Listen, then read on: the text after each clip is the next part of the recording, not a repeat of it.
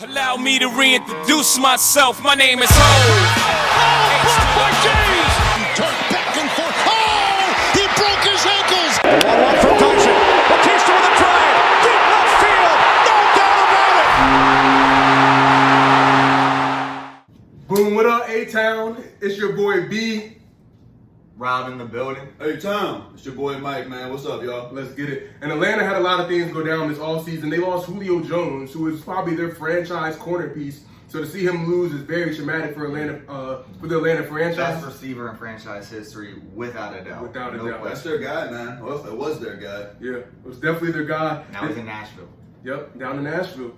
Todd Gurley's out. They brought Mike Davis in, which is a pretty good replacement, a pretty good sign. He did some good things in Carolina last year. Keanu Neal's gone, but with his injury history, he barely even played that much in Atlanta besides that playoff run. And they're very suspect at that corner position and safety. So they need to do something this year to get some signs that their young players are trending in the right direction. They drafted Kyle Pitts in the first round. We all know what we think about Kyle Pitts. He's a matchup nightmare whether he's at tight end. Whether he's spread out at wide receiver, he's going to get buckets this year, especially with Matt Ryan and basically being the number 2 receiver on that team.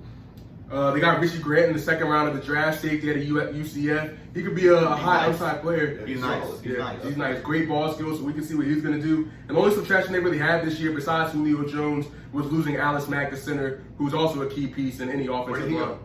I'm not sure exactly what team he went to.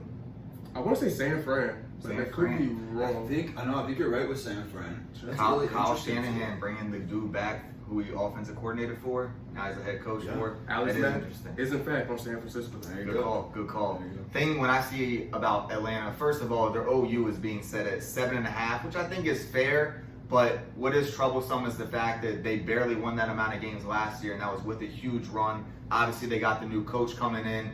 But the big storyline, you mentioned it, Julio Jones, franchise player, no longer on the team. What ripple effects will come from that? I think, one, you see Calvin Ridley become a top 5 fantasy receiver. He's already being drafted top 5 because, every time Julio was out, which started to add up over the past few years as injuries started to become a factor, he was going off like 100 plus almost every time in those situations. So I think we could see him consistently do that over 16, 17 games this year. But what really worries me about Atlanta and why I would take the under is that defense might be the worst in the NFL. Like, if you look at their team outlook on Pro Sports Outlook, it's orange player after orange player after orange player. Like, the starters are suspect. The secondary looks even worse after losing Keanu Neal, who was such a good player for them. He's now in Dallas. And there's really not a lot of reason to be optimistic about that defense. Obviously, Kyle Pitts coming in, Calvin Ridley's development has some reasons to be,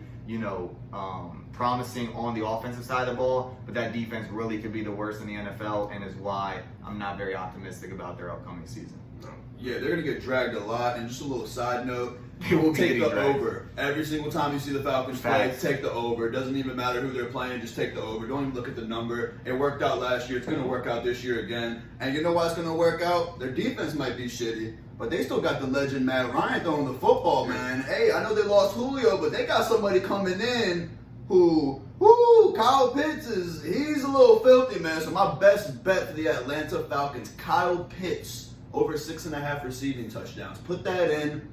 Right now, people are like, maybe tight end, maybe wide receiver. It doesn't matter. They're going to throw. He's a pass catcher at the end of the day. Matters, He's a man. pass catcher. Over 6.5. A-Town!